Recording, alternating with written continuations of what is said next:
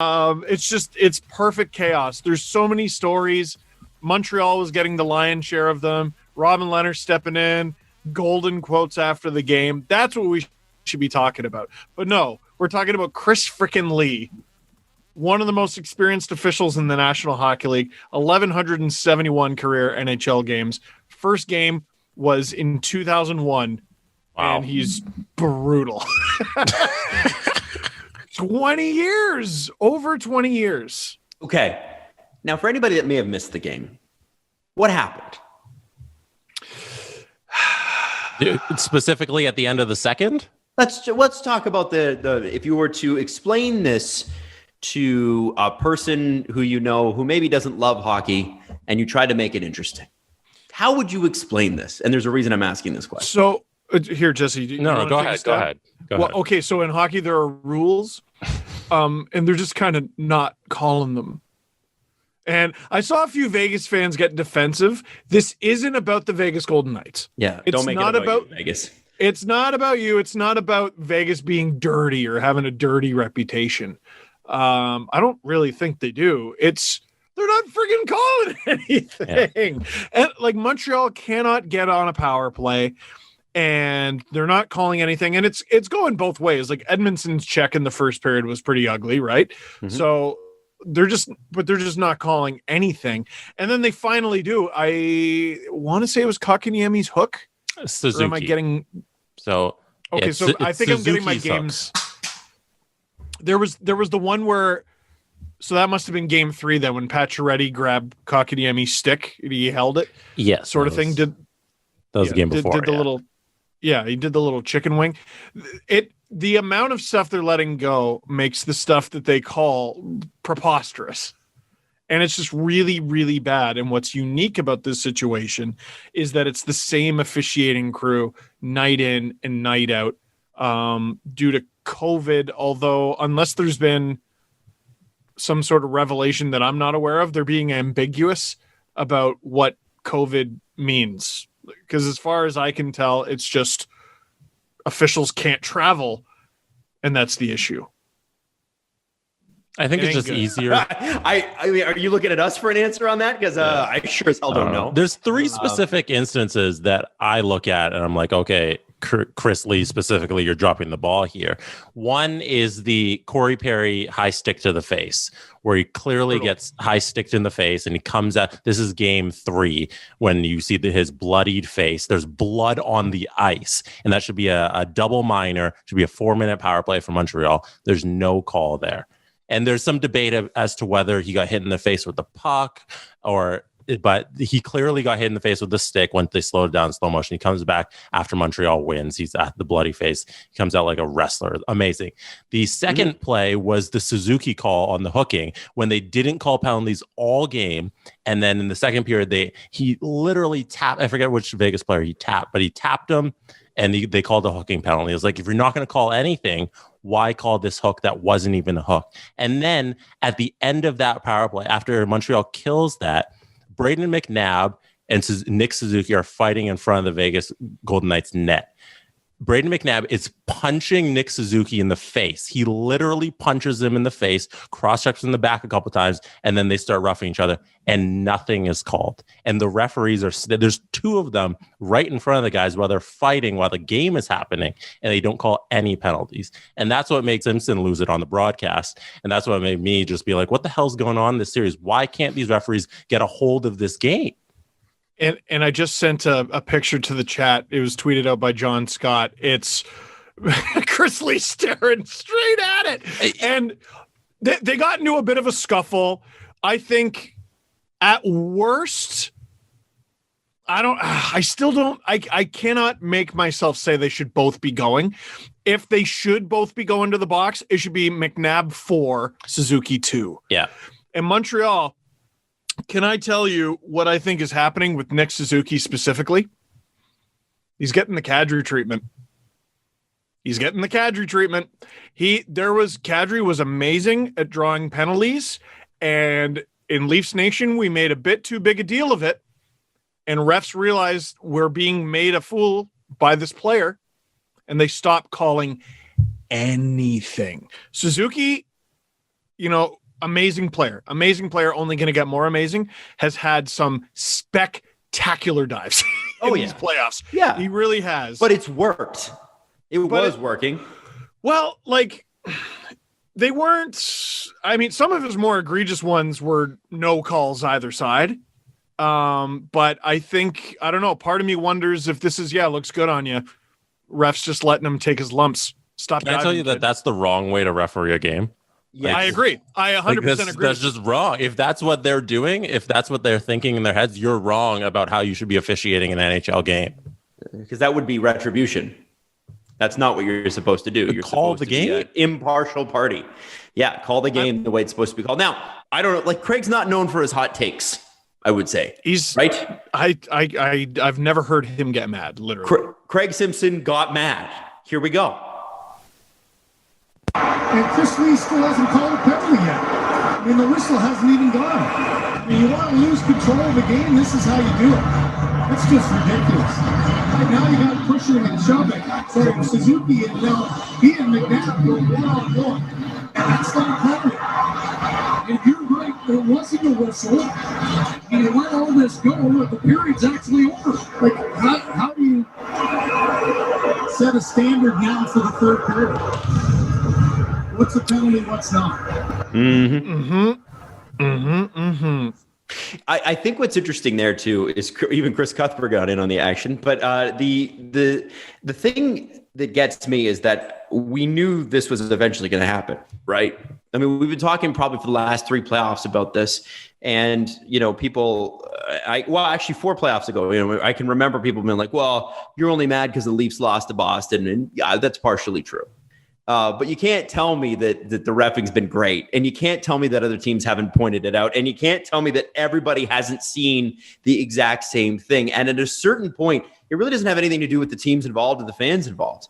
The NHL has piss poor, shitty officiating, period. End of story.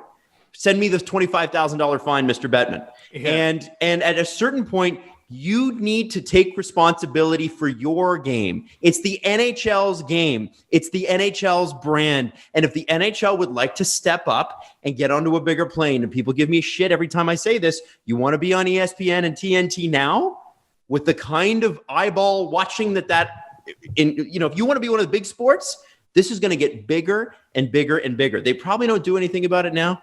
They probably don't do anything about it next year. But one of these days, it's actually going to blow up. And it's going to be a problem. They're such suckers for reputation, too. And this is one that grew in the Colorado series because Colorado couldn't get many calls out of Vegas either. But the reputation is Vegas is a heavy but clean team. To their credit, I think that's largely true.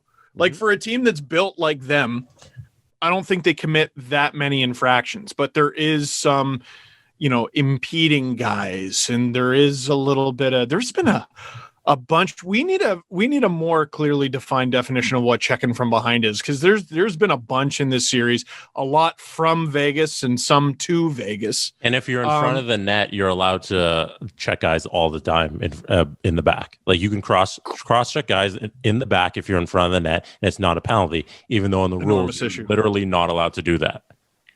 And like something like the Corey Perry incident. So there was a stoppage after that. I was told in my ear that it was to clean up blood from the ice, but I think it was just a regular scraping. Yeah. For God's sake, if there's a guy bleeding profusely from the face, there's no reason to get that call wrong when we all know what the call is, right? And there's a stoppage. You have time to look at it. Right? It's not a matter of, listen, I understand you can't be taking a break after every whistle. That's ridiculous. At some point, the game has to move forward. You got to play. I get that. But there's a stoppage here. And Montreal is missing a very key player for them in Corey Perry. It's the the third round. Every player lines 1 through 4 is a key player at this point. But Corey Perry, I think we all know, is a bull in a china shop. Yep. That can't happen. That can't happen. Can you imagine the story after Game 3, Montreal loses with Corey Perry in the dressing room, and he comes out looking like Scar? Yeah, thank goodness they won that game. That's honestly what I was saying. Like, I don't, like, if you were a neutral fan, I mean, in that moment, the Habs become babyface. Well, and you wonder with the refs, like, do you think he's carrying blood pellets? Like, what is it that do you think happened? Right. What could have happened?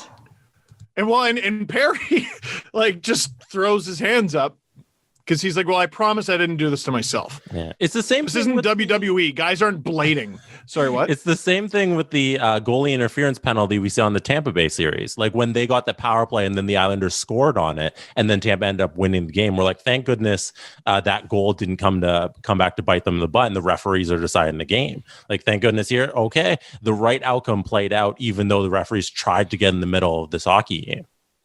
And I'm so glad you brought that up, Jesse, because this shows how deep the problem is with NHL officiating. It's not a matter of simply call more penalties. The penalties they are calling are preposterous. Call the right ones. Call the right ones. I don't know if we got to help these guys out more with video, or if we got to have like an eye in the sky. I don't know what Here's the a solution question. here is. Would you not say that there's a change between the way the game is officiated in the regular season and in the playoffs? Enormously. So then why would not start there? We could now. Is that a hockey specific problem or is that just a sports problem? Don't know. Because the NBA, you get away with a little bit more in the playoffs too. Mm-hmm. Well, why don't we just go back to letting people to go then? Just let it all go. Yeah, let it go. Let it go. What game do you want? The game I want is consistency. Pick one. Yes, that's the game I would like. If I'm building a hockey team, I'm upset about the fact that I can't consistently figure out what my team is going to have thrown at it with the officiating all season long. And I think, I'll bring it up every episode till I'm blue in the face. The fact that Connor McDavid didn't draw one fucking penalty in the first round. Come on. And like, are you like, that's it. That's all you need to know. Teams are trying to evolve, like we got rid of the goons. We got rid of the guys who play 4 or 5 minutes a game and just punch you in the head. And some of the guys who stuck around, they had to evolve. And if this keeps up, players they're coming back. We're just going to get players to hurt you. We're going to injure your stars. We're going to, what's it going to be? Pick your poison. Is it going to be elbow to the head? Is it going to be a fight? We're going to jump you off the face-off. George Peros got KO'd a staged fight with Colton Orr. That was the first game of the season.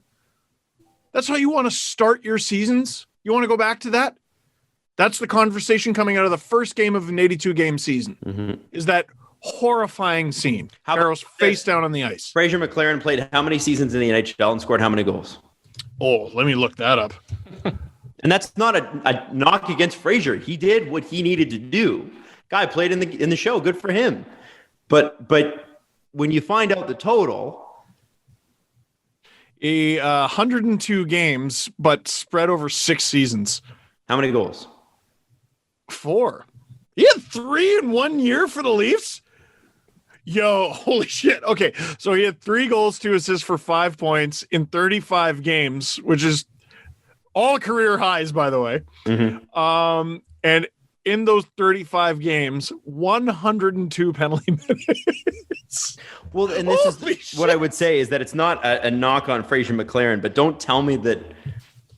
Are we making room for that on the roster again? And I mean, maybe we're pushing a little too far here, but I do think that there is some merit to the idea that other teams have to be looking at that as an option. I think, you know what, Adam, I think you're right. And we're getting a little too far away from what the conversation should be. Just call the rule book. Just go. And it can even still be a playoff version of the rule book. Like guys like McDavid still cannot be mauled. And like scrums are going to happen after the whistle all the time. If you call every single one of those, you're never going to get anything done. Mm-hmm. But it was McNabb shoves Suzuki. Suzuki shoves him back. McNabb didn't want Suzuki to get one over on him. He gives him a left hand, left fist right to the face.